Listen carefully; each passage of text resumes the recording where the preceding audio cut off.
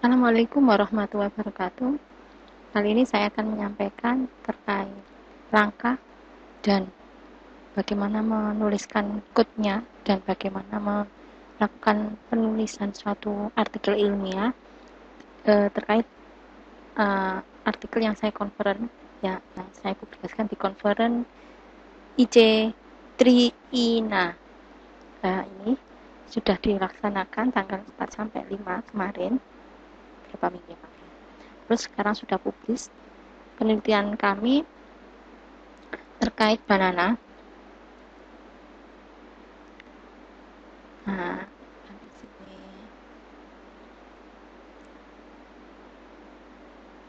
Nah, ini penelitian kami yaitu kematangan, ya, mengidentifikasi kematangan buah pisang menggunakan CNN. Artikel yang sudah kami publikasikan itu ini. Nah, ini. Nah, terus intinya yang saya sampaikan adalah dataset. Artikel ini itu pertama itu sudah banyak yang melakukan identifikasi banana. Itu di relate book-nya sudah saya sampaikan. Yang hanya menggunakan mesin learning yaitu KNN, SVM, kemudian DT itu decision tree, ya. Terus metodenya menggunakan PCA untuk ekstraksi fiturnya. Sedangkan ini ekstraksi fiturnya menggunakan Inception V3, terus prosesnya menggunakan SVM, tapi tidak ditunjukkan berapa hasil akurasinya di manuskrip itu. Terus yang saya pakai sebagai acuan untuk penelitian ini itu di manuskrip nomor 8. Kalau yang nomor 7 itu dia menggunakan nilai masing-masing intensitas di setiap pixel gambarnya tadi diambil. Nah, sehingga saya menggunakan nomor 8. Yang kenapa kok saya 7 dan 8? Karena sama datanya, sama-sama ngambil dari ini. Jadi silakan dicek penelitian nomor 8. Nah, judulnya ini Banana Ripeness Tag Identification Deep Learning Approach. Kemudian di sini datasetnya disampaikan yaitu di halaman, pokoknya di bagian akhir sebelum daftar pustaka. Nah, ini datasetnya. Nah, penelitian yang saya pakai acuan ini itu menggunakan suatu arsitektur, intinya dia mengusulkan suatu arsitektur CNN. Nah, datanya itu karena sedikit, ya, aslinya datanya ini bisa dicek di sini. Datanya itu sedikit. Jadi ada berapa jenis? Ada 4 jenis, yaitu ini green, yellowish green, ripen, over ripen. Nah, data aslinya itu kalau saya perbesar lagi, aslinya itu yang diagram batang yang aslinya itu yang warna merah. Ini kalau kelihatan ini warnanya merah. Ya. Kelihatan, ya. Ini warna merah. Nah, itu aslinya 104/48. Nah, kalau dia ini melakukan augmentasi, ya. Saya lakukan augmentasi, sama, saya juga melakukan augmentasi. Augmentasi yang saya lakukan di sini, nah, ini. Jadi saya melakukan augmentasi, yaitu saya rotasikan sama flip, ya. Sama, saya lakukan yang sama, flip sama rotasi. Ini contoh hasil gambar yang saya lakukan flip gitu.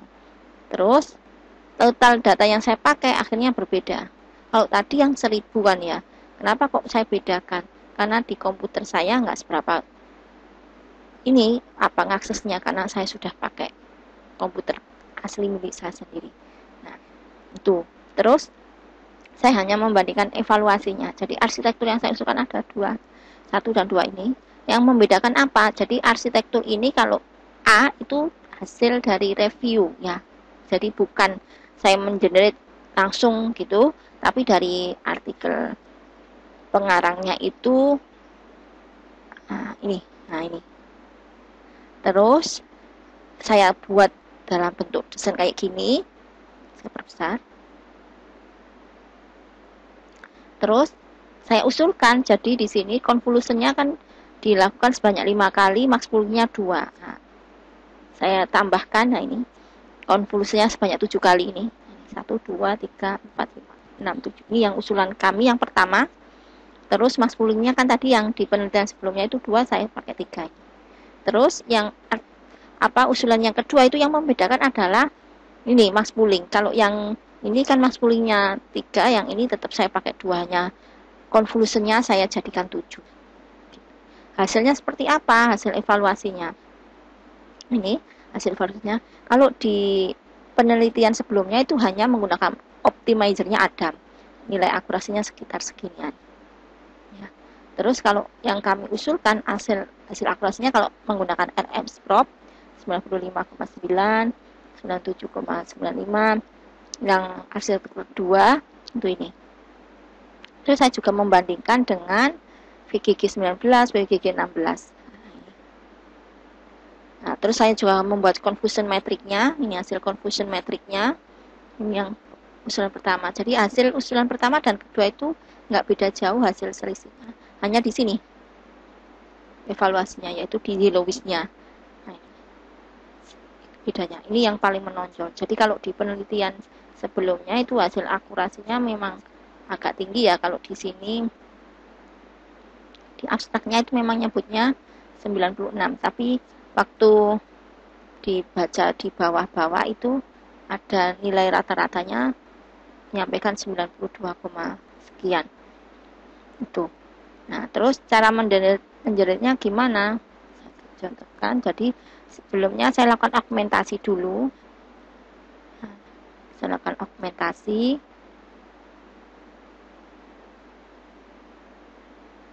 Ini saya lakukan coba satu dulu. Oh iya bisa. Saya lakukan horizontal flip ini. Terus saya rotasi ini.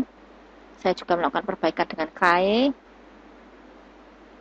Nah, ini contohnya. Ini dirotasi. Maaf. Ya, dirotasi atau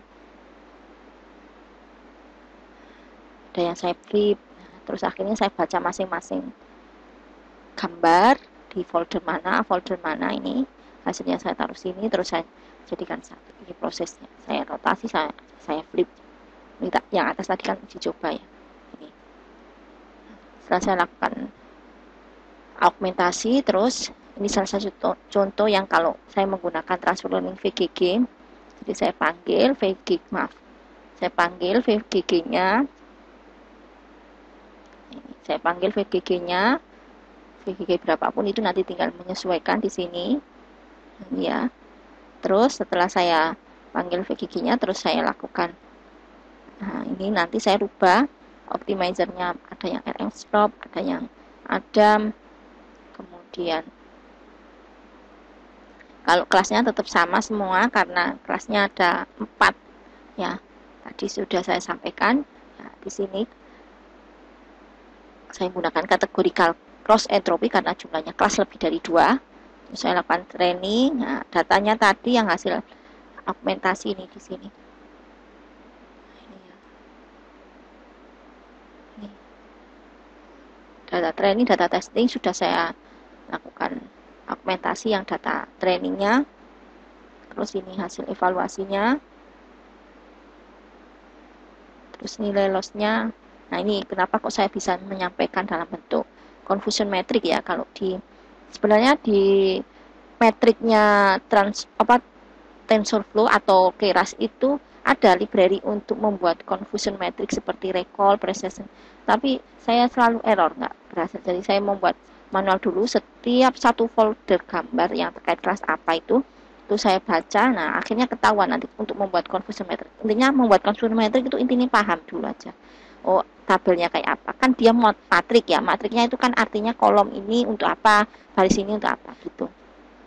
Jadi nggak masalah kita mau menggunakan evaluasi apa, yang penting paham gitu, kalau saya gitu. Terus gambarnya yang berbeda juga. Kalau di penelitian sebelumnya itu ukuran gambarnya, kalau di sini itu disampaikan.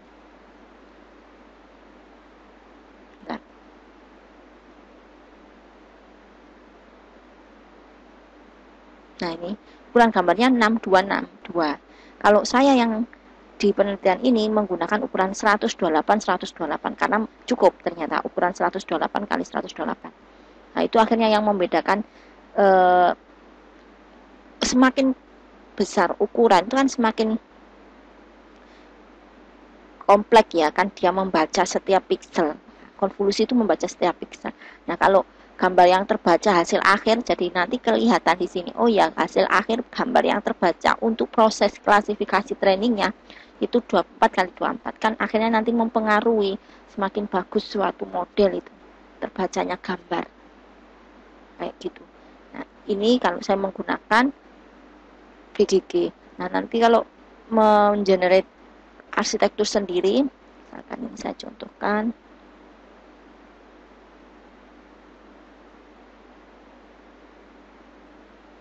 Sebenarnya sama seperti tadi, foldernya terbaca dulu gambar yang sudah saya augmentasi tadi, training testingnya. Terus, nah ini ya, sebanyak berapa nanti tinggal menambah. Nah, ini kenapa kok saya tutupi lah, karena ini untuk menambah. Saya tutup, nah ini untuk nambah. Nanti kelihatan, oh iya hasil akuratnya sekian. Nah, ini input gambar saya ukurannya 128 kali 128, kelasnya karena ada 4, nah ini softmax. Terus nanti di sini tinggal menyesuaikan, ini adalah jumlah neuron dari masing-masing layer. Jadi di sini ada tulisannya ukuran gambar, ini neuronnya, ya, ini size gambar itu berarti setelah proses ini jadi berapa. Ya, ini seperti ini ya, jumlah neuronnya. Terus proses hasil evaluasinya tadi saya pakai dua intinya pembanding, kalau optimizernya apa jadinya nilai berapa. Nah, itu juga saya rubah, jadi saya melakukan uji cobanya itu tidak hanya 1 kali tapi lebih dari 2 kali karena saya menggunakan ini optimizer di sini bedanya.